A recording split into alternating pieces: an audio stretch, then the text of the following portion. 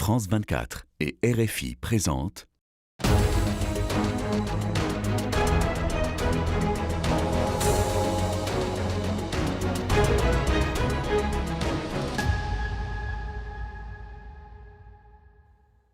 Bonjour, soyez les bienvenus dans Ici l'Europe sur France 24 et Radio France Internationale. Choc pétrolier, guerre tarifaire, pression sur le Groenland, désengagement en Ukraine. Jamais l'Europe n'a été autant malmenée par son allié américain, ni autant sommée de repenser sa puissance. L'un de ses bras armés financiers, c'est la Banque européenne d'investissement, la BEI, détenue par les 27 États membres. Son rôle, emprunter sur les marchés pour financer des projets au service des priorités européennes, transition verte, innovation, développement, mais aussi logement, souveraineté énergétique et défense et sécurité. Ces dernières années, la BEI a dû élargir son champ d'action.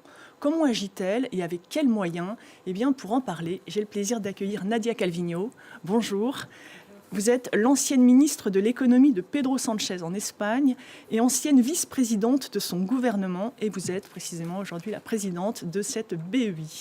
Alors depuis 2 ans, et c'est une première, la BEI finance des groupes de défense comme Thales et des PME de défense. Face à la menace russe et au recul américain, vous diriez que c'était devenu indispensable ? Oui, tout à fait. C'est indispensable que l'Europe renforce ses capacités et son indépendance dans les domaines de la sécurité et de la défense. Et la BEI, étant le bras financier de l'Union européenne, a significativement augmenté ses financements dans ces domaines. On a atteint le 5% de notre financement en Europe déjà en 2025. Et on a un portefeuille très important de projets, comme vous avez mentionné, dans les domaines de la recherche, mais aussi les grosses infrastructures de mobilité militaire, par exemple, des programmes de soutien aux PME à travers les banques européennes, et aussi du support aux fonds d'investissement spécialisés qui sont en train d'augmenter en Europe. Parce qu'en fait, vous incitez les banques commerciales à financer l'armement, parce que traditionnellement, elles étaient réticentes à le faire. Oui, on donne du financement surtout pour qu'ils puissent prêter aux petites et moyennes entreprises dans les domaines de la sécurité et de la défense et en excluant l'armement. C'est votre limite. Oui, dans le sens que la BEI est très bien placée, je dirais même unique, dans son domaine européen pour financer de grosses infrastructures avec des prêts de long terme, pour financer de gros programmes de recherche, pour financer les PME, pour financer les fonds. C'est là où on a une spécialité et on peut avoir de la valeur ajoutée et on peut agir en complément à d'autres instruments qui financent les armes, la munition. Financent directement les armes. Alors vos financements pour la sécurité et la défense sont passés d'environ 1 milliard d'euros en 2024 à 4 milliards l'an dernier, sous forme surtout de prêts et de garanties pour les petites et moyennes entreprises. Est-ce que c'est suffisant pour assurer une souveraineté militaire et cesser de dépendre de matériel américain ?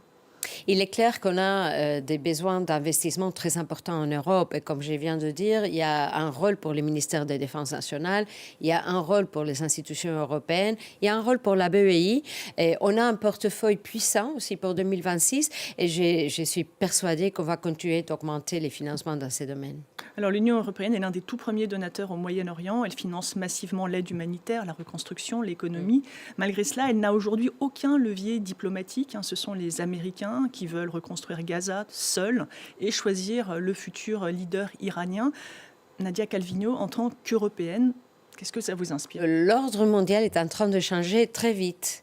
Et c'est très clair aussi que l'Europe, à travers les années, on a des dépendances qui maintenant sont des faiblesses, que ce soit la dépendance de combustibles, des énergies fossiles, que ce soit la dépendance dans les domaines de la sécurité et de la défense. Il est clair qu'il faut que l'Europe se libère de ces dépendances excessives. Le conflit au Moyen-Orient nous montre le chemin. Il faut accélérer tous ces déploiements, tous ces investissements qui rendent l'Europe plus forte. Aussi pour qu'on ait une voix forte dans les dessins de ce nouveau ordre mondial qui est en train de se construire devant nos yeux. Et précisément, comment peser dans ce nouvel ordre mondial, comment le faire respecter au moment où son allié américain ne le fait plus et souvent l'Europe est désunie.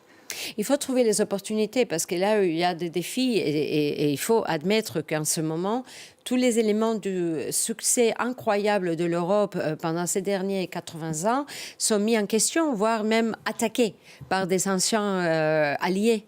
Et donc, il y a des défis très importants, mais il y a aussi des opportunités. Et je pense que l'Europe a des forces. C'est une puissance économique et commerciale. Et il faut faire valoir toute cette puissance en réduisant nos dépendances et nos faiblesses dans le domaine de l'énergie et de la défense. Comment fait-on précisément face à la flambée du cours du pétrole et aussi du gaz? Que peut concrètement faire la Banque européenne d'investissement pour que l'Europe sorte de cette dépendance énergétique et accélère la transition?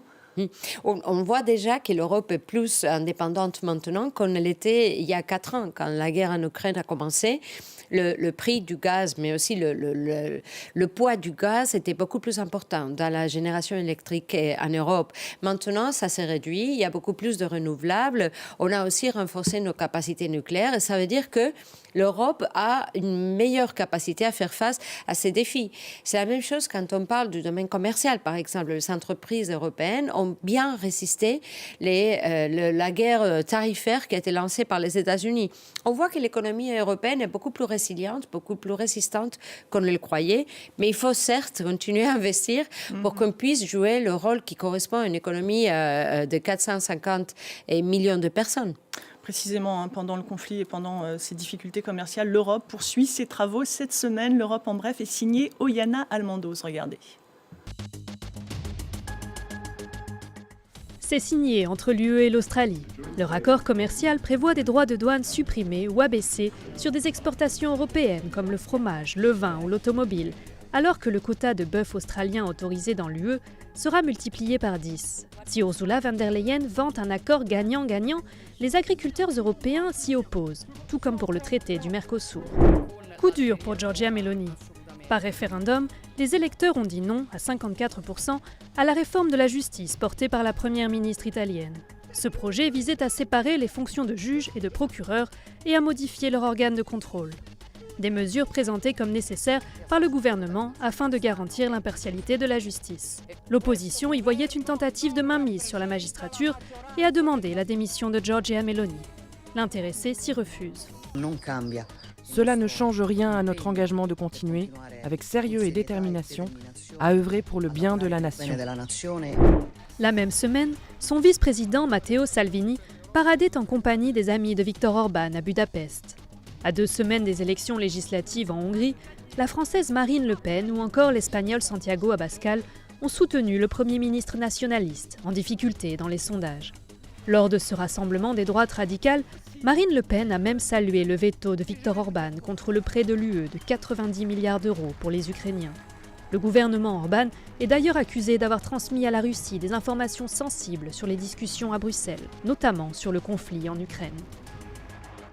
En Ukraine, la Banque européenne d'investissement est en première ligne pour la reconstruction, alors que la guerre continue de faire rage. Que faut-il reconstruire en premier ? Oui, il faut surtout pendant la guerre continuer à reconstruire et avoir une base solide pour l'économie ukrainienne. Moi, je suis persuadée qu'il y aura une récupération très forte, une relance très forte une fois que la guerre sera terminée, parce que la résilience du peuple ukrainien est vraiment impressionnante.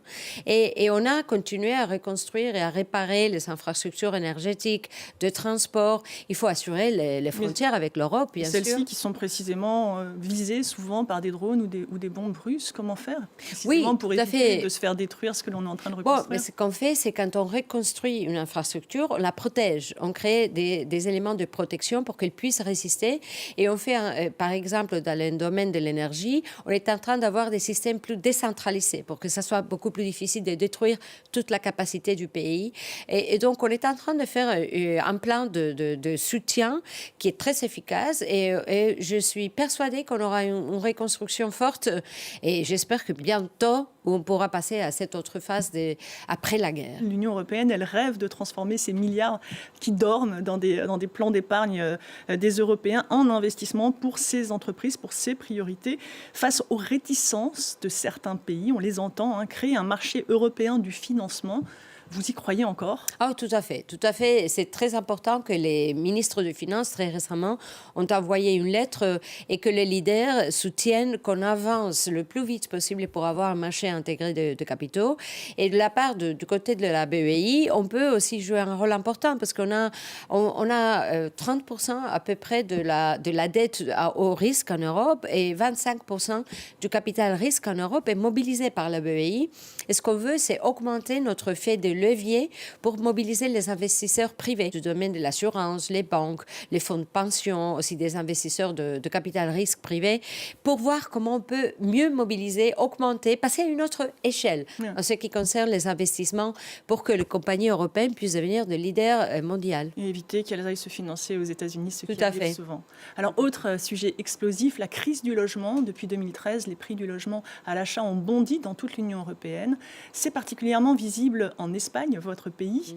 Flambée des loyers, chute de l'offre locative. Pour la première fois de son histoire, l'Union européenne s'attaque à cette question qui relevait jusque-là des États et des communes. Le reportage d'Oiana Almandoz et Renaud Lefort. À Barcelone, épicentre de la crise du logement en Europe, Chema, jeune professeur de sciences, n'aura bientôt plus de toit sur la tête. Demanda de juicio, desahucio, y bueno, para pedir que me marche. Dans l'Union européenne, le prix des locations ne fait qu'augmenter. Mais Chema a un autre problème. Un fonds d'investissement vient de racheter son immeuble pour y faire du co-living. Une location à court terme visant à rentabiliser l'espace et louer au prix fort. Ici, il y a des familles, des personnes âgées, des jeunes. En fin de compte, ce que nous voulons, c'est défendre notre droit à rester chez nous. Chema a-t-il une alternative ? Retourner chez mes parents, alors que j'ai 33 ans. Et encore, moi, j'ai cette chance. Il y a des gens qui ne peuvent même pas repartir chez leurs parents. Pour lui, une bataille juridique est en cours. Il considère que les autorités locales n'en font pas assez alors que l'Europe souhaite légiférer. Si l'Union européenne dit qu'il faut légiférer sur la location saisonnière ou touristique, eh bien moi, j'y suis favorable. Mais cela doit se traduire par des actions concrètes.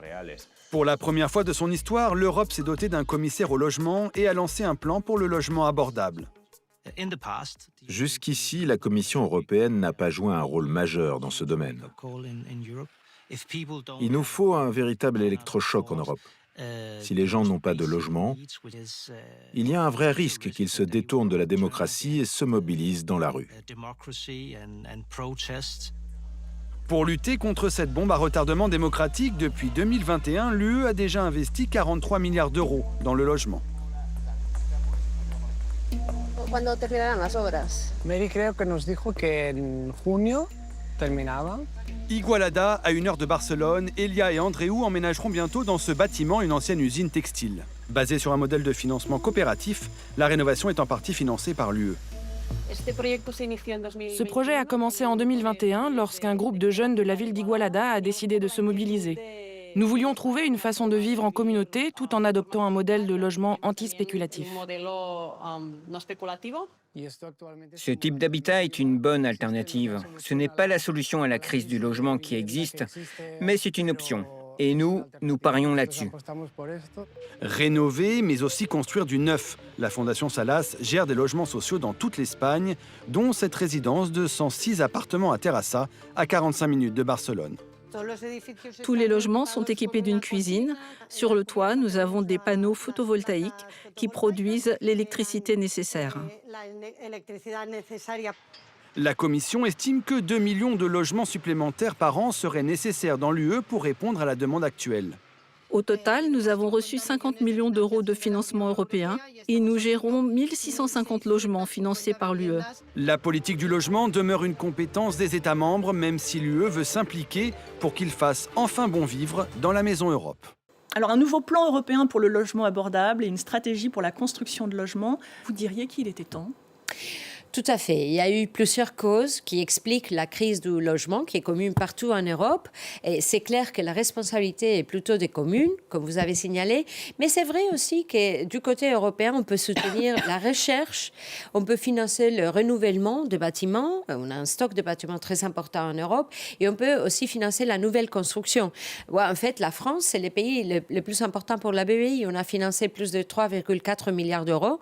Et en France, dans les 5 dernières années, précisément pour avoir du logement de moyen niveau et aussi et du logement social en France. Et là, je pense que l'Europe doit soutenir ceux qui sont plutôt responsables et qui sont sur les terrains pour qu'on puisse le plus tôt possible donner des réponses, surtout aux familles les plus jeunes, qui sont celles qui trouvent plus de problèmes pour avoir un logement. Et financer des projets de logement social, des logements étudiants ou encore abordables que les investisseurs privés, on va dire, rechignent à financer. Là aussi, la Banque européenne d'investissement, elle a un rôle à jouer? Ah oui, tout à fait. On a doublé nos financements l'année dernière. On a un objectif très clair de financer 1 million de logements d'ici 2030. Et cette année, on a prévu d'investir 6 milliards d'euros. L'Union européenne, elle pousse également à la rénovation du parc de logement social pour baisser les factures et aussi les émissions de CO2. Dans un contexte d'austérité budgétaire, la France, elle a coupé dans les aides aux ménages. Est-ce que la Banque européenne d'investissement pourrait prendre le relais ? On a des liens déjà et on a des programmes pour financer, pour renforcer l'efficacité énergétique, surtout des PME. On travaille avec les banques. Et les fonds d'investissement aussi privés qui sont en train de développer des nouveaux produits pour que les compagnies puissent payer chaque mois un peu pour avoir cette efficacité énergétique et réduire la facture de l'énergie chaque mois. Ça, c'est très important pour la compétitivité des industries européennes et les PME européennes. Et je vois qu'il y a de plus en plus de produits, des systèmes, de propositions et des technologies qui permettent de réduire la facture énergétique au bénéfice de la compétitivité, aussi du bien-être de familles européennes. Comment se répartissent les rôles entre la Commission européenne, qui, on le voit dans le reportage, vient de se doter d'un commissaire au logement, et la Banque européenne d'investissement sur cette question? Oui, on travaille très étroitement. La Commission a un rôle législatif et pour eux, c'est la responsabilité de proposer des initiatives, de stratégies, etc.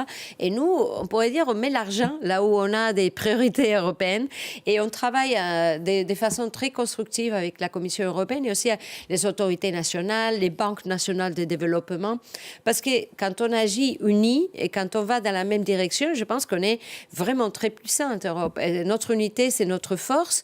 On prend les garanties du budget communautaire, on prend du financement privé des fonds de capital, de marché des capitaux, et on met tout ça ensemble pour mobiliser l'investissement privé. Pour chaque euro du budget communautaire, on mobilise 15 euros d'investissement public et privé. C'est un effet de levier qui est unique. Merci beaucoup, Nadia Calvino, d'avoir accepté cette interview sur France 24 et Radio France Internationale. Je rappelle que vous êtes la présidente de la Banque européenne d'investissement. Merci beaucoup à vous de nous avoir suivis. L'information continue sur France 24.